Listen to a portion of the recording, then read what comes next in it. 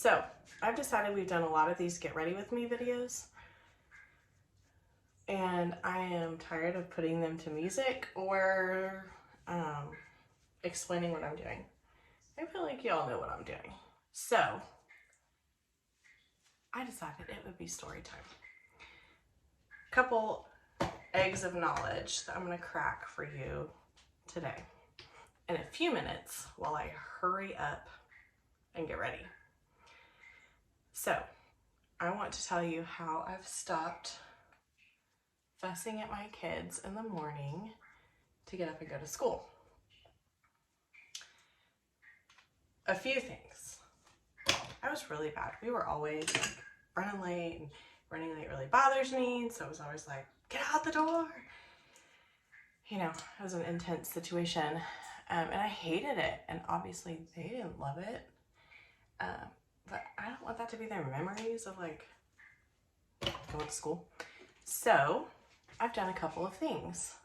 One, they have a pretty consistent bedtime. If being a mom has taught me anything, it is that I cannot plan as much as I would like to plan. So in a perfect world, bedtime would be the exact same time every single day without question. But you know what? That's just not life. So we try to get in bed as close to the same time as possible every night. Again, allowing for things to happen, right? Like maybe the shower takes longer, or maybe it takes them longer to get in the shower or whatever. And that is okay. I'm not so pressed for time, and I'm not so stressed about getting them in bed at a particular time that I make getting ready for bed into something that it shouldn't be, right? So the next thing I do is in the morning, guess what? They don't want to get out of bed. No surprise. I don't really either. But I try and find out what they like in the morning. For example, both of them like to cuddle with me for just a few seconds, really, once they get out of bed. And then I set their feet on the ground and off they go, right? But they do not Brady Bunch style like run and get ready for bed or for the day. I set out their clothes the night before. Like we talk about what they're gonna wear.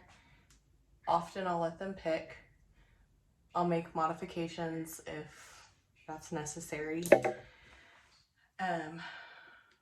We'll talk about like what the weather's gonna be. I might add leggings or a sweater or whatever the case may be.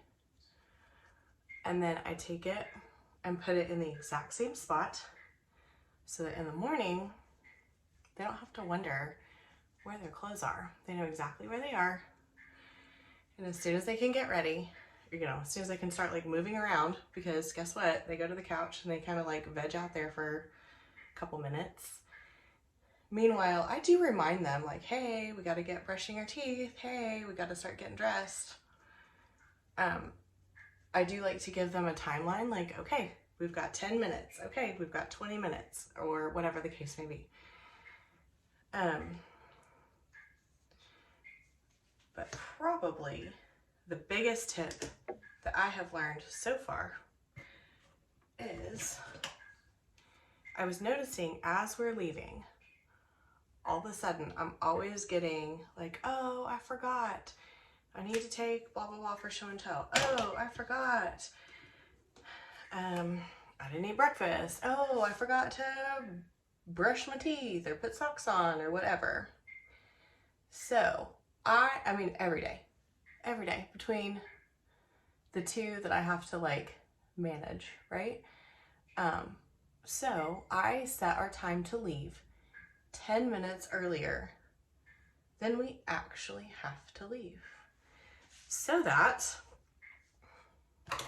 regardless, no questions asked, 10 minutes. So I say, okay, it's time to get in the car. And then we deal with getting backpacks and hoodies and making sure we have a water bottle and like all the things, right? Then we get in the car and we can kind of assess. And if someone has forgot something, Mom doesn't freak out because we're going to be late for school. So the reason I do this is because I am trying to teach my kids time management and awareness of time. You know, time, we have a sense of time. We have more than 5 senses. I hope we all know that. We do have more than 5 senses. A sense of time is a good one, but we aren't born with it. We gotta learn it. So, 1, I want them to learn to be responsible and what all they have to get. 2, I want them to have a feel for how long is 10 minutes? How long is, 30 minutes? Like, how long do they really have? And an awareness of themselves. How long does it take them to get ready? This is quite a process. This is not simple. It's definitely ongoing. And so I just also remind myself that they're learning and they're not gonna get it the first day. They may not even get it this year. And that's okay. It does not bother me in the slightest, because ultimately, I'm their mom. I'm there to help them. I'm there to let them grow, right? Like a plant. I'm not there to control them and like make them into little micro me's. That is not what I would like to do. So instead, I'm going to try and teach them so that eventually, sad face, they don't need me. And then I've always been told you'll argue with them at 3, so you don't argue with them at 13. No truer words. So, we're not 3. Mine are 6.5. But, same point still applies.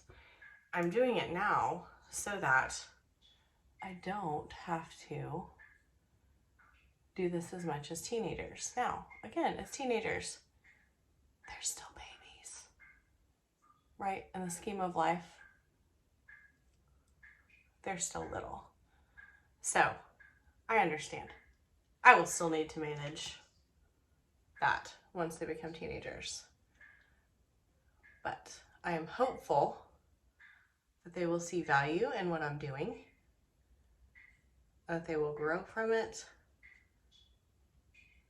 and be good stewards of their time, right? I mean, isn't that kind of what it's all about? So, I am done in that nice little 5-minute story time. Out the door. All right, guys, thank you. Have a good day.